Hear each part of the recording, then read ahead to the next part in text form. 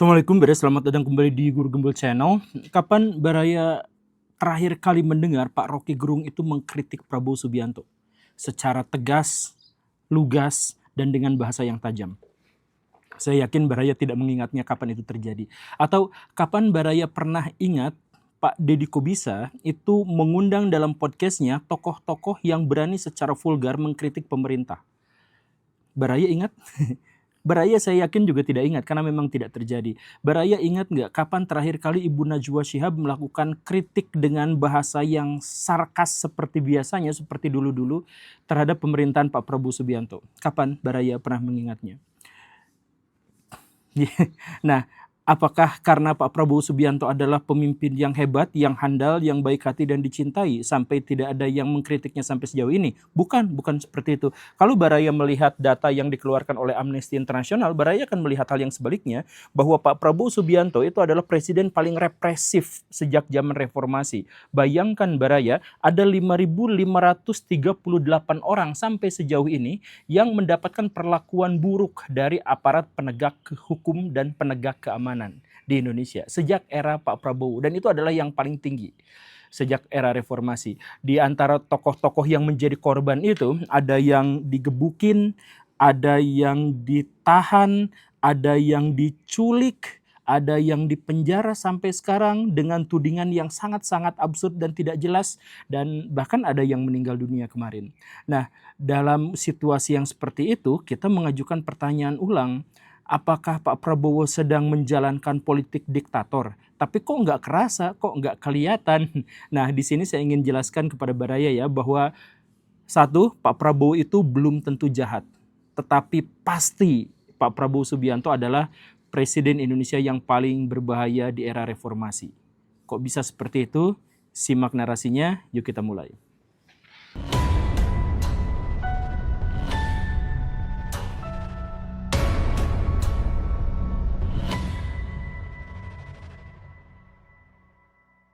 Ada sebuah mitos politik yang beredar yang mengatakan bahwa tidak ada seorang pun pemimpin di dunia modern saat ini yang tidak membaca buku Machiavelli, khususnya El Prince. Saya tidak percaya sebenarnya dengan mitos itu, ya pasti ada aja yang tidak baca buku itu. Tetapi saya termasuk orang yang sangat percaya bahwa Pak Prabowo Subianto adalah orang yang membaca buku-buku itu dan terinspirasi darinya. Bukan hanya gara-gara Pak Prabowo itu adalah seorang kutu buku yang sangat senang membaca, bukan hanya gara-gara itu, tetapi gara-gara tindakan-tindakan Pak Prabowo akhir-akhir ini nampaknya memang adalah saran yang cukup sering direpetisi oleh Machiavelli dalam buku-bukunya. Apakah buku itu sebenarnya berbahaya? Ya tidak juga. Saya hanya menjelaskan bahwa buku itu adalah buku filsafat politik yang paling amoral. Saya kutipkan saya jelaskan sedikit rangkumannya yang sering diulang-ulang dalam buku itu. Begini, ini saran Machiavelli kepada para pemimpin ya. Pemimpin itu wajib memperhatikan opini publik dan membuat citra darinya. Adalah wajar pemimpin bermoral di depan publik tetapi oportunis di belakang layar. Tujuan dari kekuasaan adalah menghimpun kehendak pada dirinya, dan pemimpin yang terlalu murah hati akan melemahkan pemerintahannya dan atau negaranya. Karena itu, pemimpin harus bertindak sesuai realitas, bukan idealisme moral. Dan untuk mempertahankan kekuasaan, ia harus dicintai dan ditakuti secara bersamaan oleh rakyat, kalau mungkin. Tetapi kalau tidak, maka jadilah pemimpin yang ditakuti. Karena kekuatan rasa takut itu jauh lebih besar daripada kekuatan cinta. Itu bukan kutipan asli, tetapi itu adalah rangkuman dari buku Machiavelli. Baraya bisa cek langsung bukunya. Terjemahan di Indonesia juga sudah cukup banyak gitu ya. Nah, ketika Baraya menyimak apa yang saya tuturkan terkait dengan ide Machiavelli itu, maka Baraya seharusnya langsung teringat bahwa inilah sejauh ini yang dilakukan oleh Pak Prabowo Subianto, bahwa beliau itu sangat peka untuk melihat opini publik dan kemudian menjadikan dirinya itu sebagai citra atau figur ideal yang diinginkan oleh rakyat. Dan beliau menjadi sangat bermoral di depan rakyat, tetapi di belakangnya menjadi sangat-sangat oportunis. Kalau Baraya tidak sadar dengan hal itu, yuk kita lihat ada 5 cara yang dilakukan oleh Pak Prabowo Subianto, dan saya yakin Baraya melihatnya juga. Ya, nomor 1, Pak Prabowo itu terbiasa untuk melakukan strategi good cop, bad cop. Jadi polisi jahat dan polisi baik gitu. Jadi maksudnya begini Baraya, ini sebenarnya adalah istilah di dunia kriminal, tapi saya jelaskan begini. Eh, ada satu orang maling, begal, ditangkap sama polisi. Kemudian polisi itu menginterogasi begal. Teman-temanmu siapa aja? Kalau si maling itu tidak ngaku, maka polisi itu akan menjadi polisi jahat.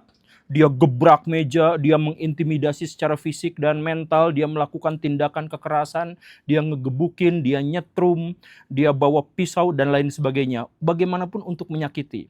Nah, tapi kalau si kriminal itu tidak mau mengakui perbuatannya atau tidak mengakui bahwa ada teman-temannya yang terlibat, maka si polisi itu akan mundur dan kemudian datanglah polisi yang baik. Jadi sebenarnya mereka tuh komplotan, yang satu itu tujuannya menghajar, yang satu lagi itu adalah tujuannya jadi orang baiknya. Nah, polisi baik itu ngomong, kamu digebukin barusan ya, di smackdown sama dia ya. Aduh, ya maaf ya, ada oknum di mana-mana juga ada. Sebenarnya prosedur polisi mah nggak kayak gitu, SOP polisi mah nggak seperti itu. Kami tuh tidak didorong untuk seperti itu. Cuman dia mah ya mungkin nyogok gitu ya masuknya ke polisi. Ginilah, kamu ceritakan aja sama saya apa adanya. Kamu mau jujur mau bohong juga nggak apa-apa. Tapi saya janji akan melindungi kamu. Saya janji akan memberikan kepada kamu itu akses untuk mendapatkan pembelaan, untuk mendapatkan pengacara dan lain-lain. Tapi kamu ngaku aja dulu lah soal ini itunya. Nanti biar saya sama saya dibantu dan please kamu nggak usah bilang-bilang sama dia. Nah itu strateginya. Jadi ada polisi baik, ada polisi jahat. Tapi baik dan jahatnya itu sebenarnya sama-sama gimmick gitu. Atau kalau Baraya ingat waktu angkatan saya gitu ya, atau sebelum angkatan saya di ospek itu ada seniornya yang jadi senior jahatnya dan ada senior baiknya. Ya kayak gitu. Nah itu sebenarnya udah diplot Baraya. Nah Pak Prabowo Subianto itu pakar dalam mewujudkan permainan ini. Gitu. Makanya dulu ceritanya ya, dulu ada seorang yang punya informasi A1, tapi dia mungkin membelot dan akhirnya apa? Ditangkap, dikriminalisasi. Namanya Hasto. Setelah dikriminalisasi, divonis sama penjara, hukuman sekian tahun. Tapi kemudian datang Pak Prabowo Subianto sebagai orang yang baik. Saya bebaskan kamu. Nah, pembebasan ini dampaknya apa? Dampaknya tuh luar biasa besar, Baraya. Jadi yang satu, citra Pak Prabowo naik berlipat ganda. Kemudian potensi oposisi dari PDIP dan Megawati itu langsung drop. Dan Megawati langsung bilang, yuk kita temenan aja gitu. PDIP langsung temenan aja, walaupun kita nggak berkoalisi, tapi kita temenan aja. Ini satu-satunya partai yang di luar koalisi itu sekarang sudah dijinakkan gitu. Kemudian yang ketiga yang lebih nyamannya lagi adalah bahwa Pak Prabowo dalam hal ini tuh sebenarnya memberikan ancaman kepada orang-orang yang lain, jangan macam-macam karena kamu masuk penjara atau tidak itu bukan soal kriminal, tapi soal saya yang memutuskan apakah kamu masuk penjara atau tidak. Gitu. Jadi ini sebenarnya adalah pesan tersirat kepada semua pejabat-pejabat publik. Gitu. Nah, ini dalam hal ini sekali lagi saya tidak mengatakan Pak Prabowo itu jahat, saya mengatakan beliau itu berbahaya karena dengan kemampuan beliau dalam permainan good cop dan bad cop ini bisa diperlakukan untuk para koruptor, para mafia, tapi juga bisa diperlakukan untuk lawan-lawan politiknya. Nah itu terserah, itu urusan nanti gitu. Yang jelas Pak Prabowo itu pakar dalam hal ini gitu. Jago banget. Dan kejadian ini kan bukan hanya sekali, tapi berulang. Baraya ingat kan, setelah kasus itu muncul kasus Tom Lembong. Dia adalah seorang yang oleh publik dianggap sebagai orang yang baik. Tapi kemudian dia diadili gara-gara kebijakan-kebijakan yang ya sebenarnya juga cukup aneh, cukup janggal. Dan akhirnya divonis. Setelah melihat publik gusar dengan kriminalisasi ini, lalu Pak Prabowo datang bebaskan Tom Lembong. Nah, begitu kan? Akhirnya Pak Tom Lembong juga tidak bersuara lagi sampai sekarang, udah aja senyap karena ya diperlakukan dengan sangat baik, begitu kan? Santuy. Nah, berarti geng Anies, kan geng Pak Anies itu yang paling kuat diantaranya itu adalah Pak Tom Lembong gitu ya. Karena gengnya Pak Anies itu lemah-lemah semua gitu. Bukan seorang yang hebat dalam kekuatan politik gitu. Jadi lemah-lemah semua gitu kan. Nah, salah satu yang kuatnya kan Pak Tom Lembong. Pak Tom Lembongnya sekarang udah senyap. Nah, tapi di depan publik juga Pak Tom Lembong dibebaskan oleh Pak Prabowo Subianto. Atau kejadian yang kemarin Ibu Ira gitu ya. Tukang BUMN ditangkap, dituding korupsi atau merugikan negara, kemudian di penjara, divonis sekian, lalu Pak Prabowo datang, bebaskan.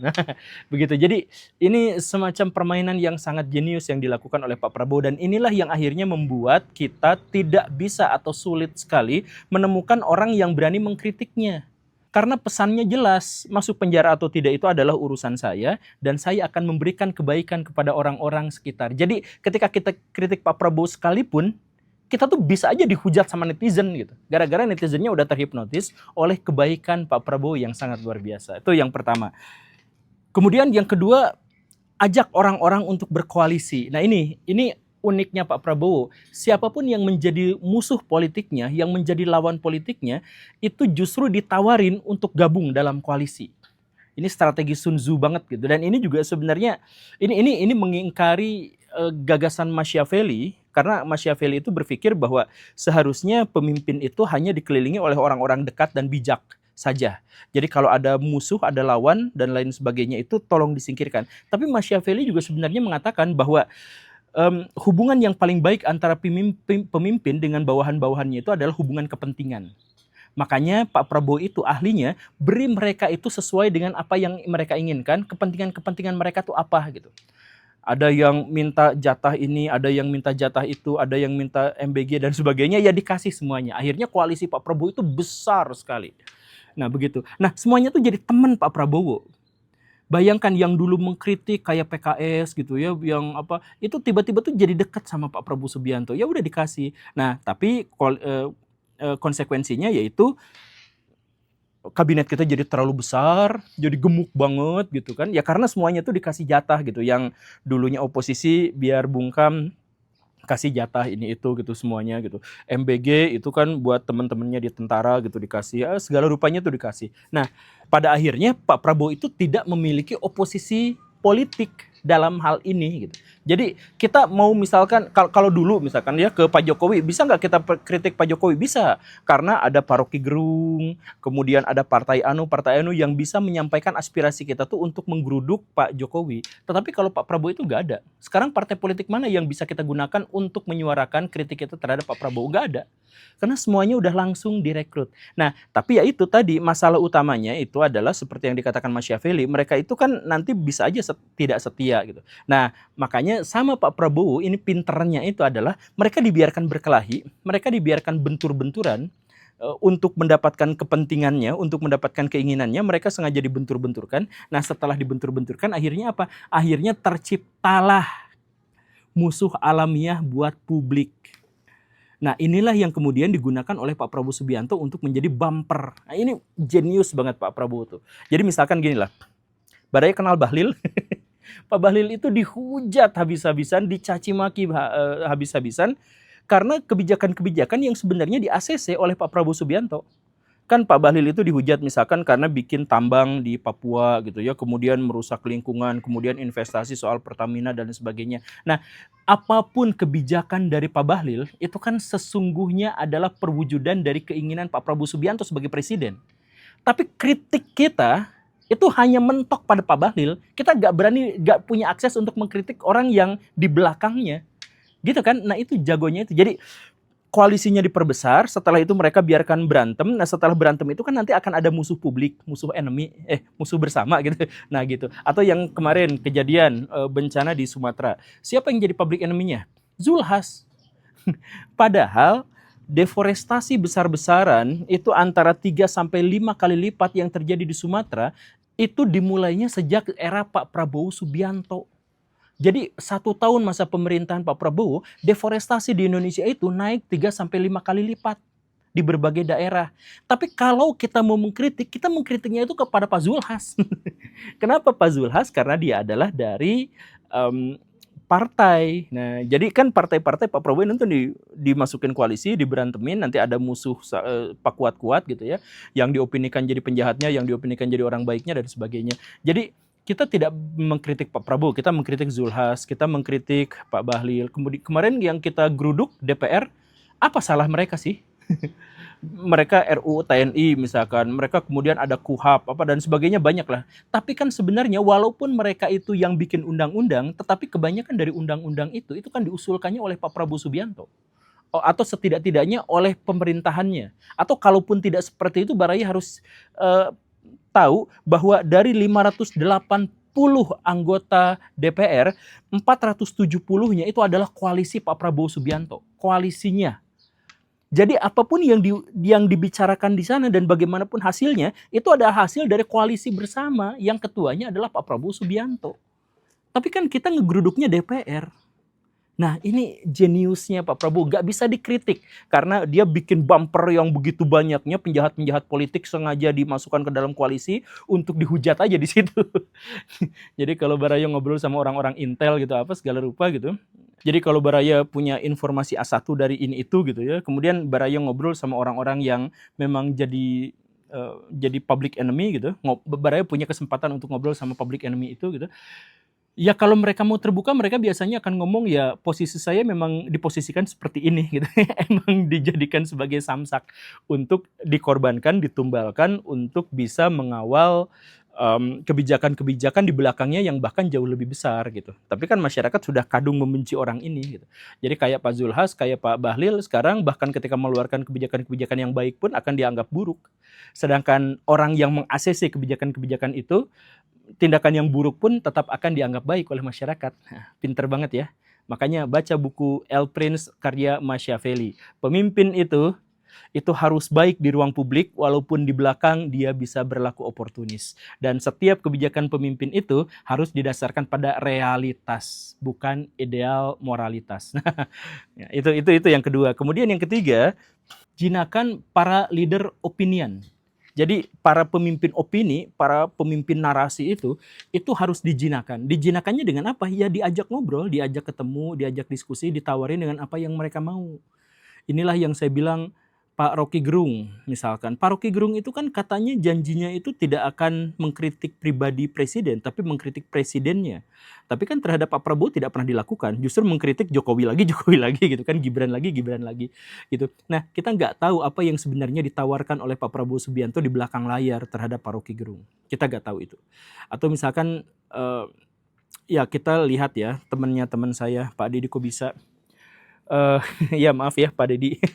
Jadi ceritanya begini Baraya, Pak Deddy itu adalah seorang yang idealis, seorang yang nasionalis, seorang yang sangat mencintai bangsa dan negara ini. Saya bisa yakinkan itu kepada Baraya. Jadi walaupun mukanya kadang-kadang ngeselin, tapi beliau itu nasionalismenya kuat sekali. Nah, beliau itu punya podcast, dan dari podcast itu tamu-tamunya kan luar biasa. Dan dari situlah Pak Deddy Kobisa itu mendapatkan informasi-informasi A1 yang sebagian diantaranya cukup berbahaya untuk disampaikan di ruang publik. Nah, jadi dalam konteks itu, Pak Deddy itu sebenarnya adalah orang yang sangat berbahaya terhadap pemerintahan. Karena dia punya informasi. Karena apa? Ya karena dia kan ngobrol, ketemuan sama tokoh-tokoh politik ini, tokoh-tokoh aktivis ini dan sebagainya. Dia tuh tahu banyak, di belakang layar tuh dia tahu banyak. Nah, karena itu, satu, Pak Deddy itu sangat berbahaya karena punya podcast yang besar. Dua, Pak Deddy itu adalah orang yang sangat nasionalis. Maka mungkin saja datang utusannya kepada Pak Deddy, Pak mau nggak jadi letnan? Letnan mau nggak? Wah mau banget karena Pak Deddy kan sangat idealis. Dia tuh menunggu-nunggu bagaimana caranya dia bisa berkontribusi terhadap bangsa dan negara ini secara legal gitu kan. Dia tuh pengen seperti itu gitu. Sama seperti para patriotis yang lain. Nah ya udah yuk mau nggak jadi letkol? Setelah jadi letkol apa? Setelah jadi letkol diperlakukan dengan sangat baik. Kemudian ditunjukkan bagaimana cara kerja pemerintah, ditunjukkan bagaimana pembelaan pemerintah terhadap rakyat dan lain sebagainya. Ya akhirnya sejak saat itu kita tidak ingat lagi Pak Deddy Kobisa ngundang orang yang menjadi oposisi. Ya atau yang mengundang oposisi secara signifikan gitu. Jadi podcastnya sekarang juga jarang menjadi viral gitu, jarang menjadi ya karena ya B aja ketika ada masalah, ketika ada hiruk pikuk, Pak Deddy justru cenderung untuk membela pemerintah gitu. Ya sebenarnya membela pemerintah itu nggak dosa Baraya. Sekali lagi ya membela pemerintah itu nggak dosa. Tapi kalau pemerintahan dibela terus-terusan bahkan ketika melakukan kesalahan oleh seorang yang dulunya biasa mengundang para oposisi untuk bergabung dalam meja podcastnya, maka ya kita sekarang mengerti kenapa itu bisa terjadi gitu. Demikian pun dengan yang lain. Jadi Pak Prabowo itu pakar dalam hal ini gitu. Jadi otoritarian atau kediktatoran tidak harus mewujud dalam bentuk kekerasan, kekejaman, enggak. Tapi bisa dengan cara yang seperti ini. Baraya saya kasih informasi ya, yang mungkin Baraya tidak akan dapat dari manapun gitu. Mungkin gitu ya. Bahwa kalau ada leader opinion di Indonesia yang pengaruhnya kuat terhadap masyarakat, itu tuh pasti ditawarin jabatan, pasti. Jadi nggak dimarahin, tapi justru malah, wah Anda luar biasa, Anda baik hati dan lain-lain, mau nggak jabatan ini untuk bisa menunjang kehidupan, untuk bisa menunjang nalar kritis Anda dan lain-lain, dikasih jabatan, ya kayak gitu. Ada yang dikasih komisaris, ada yang dikasih jabatan wakil menteri, ada yang dikasih macam-macam lah. Sebenarnya ada yang dikasih. Saya nggak akan bilang siapa aja di antara mereka gitu ya, tapi yang jelas orang-orang yang Beraya idolakan sekarang mungkin, atau orang-orang yang Beraya anggap dia itu adalah penyambung aspirasi rakyat dan sebagainya, itu ada di antara mereka tuh yang ditawarin, ada di antara mereka yang menerima dan ada di antara mereka yang menolak. Tapi kalau menolak ya risikonya juga agak besar gitu. Jadi kalau ya udahlah, nggak usah banyak cerita soal itu ya. Tapi itu yang ketiga. Kemudian yang keempat, yang keempat juga ternyata adalah rahasia. Keempat dan kelima itu rahasia.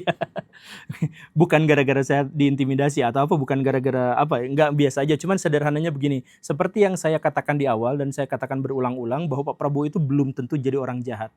Tetapi dia sangat berbahaya karena kemampuan yang luar biasa dalam mengelola konflik. Dan beliau itu dikelilingi oleh orang-orang yang sangat loyal, sangat setia, dan memiliki pengaruh yang sangat luar biasa. Dan orang-orang yang mengelilingi Pak Prabowo sekarang itu adalah orang yang jauh lebih berkompeten, jauh lebih hebat dalam menganalisis dunia dan negara, termasuk menganalisis musuh-musuhnya dibandingkan dengan era Pak Jokowi. Jadi kita masuk ke zaman kediktatoran yang tidak terlihat begitu. Terima kasih karena sudah menyimak. Saya Guru Gembul. Assalamualaikum warahmatullahi wabarakatuh.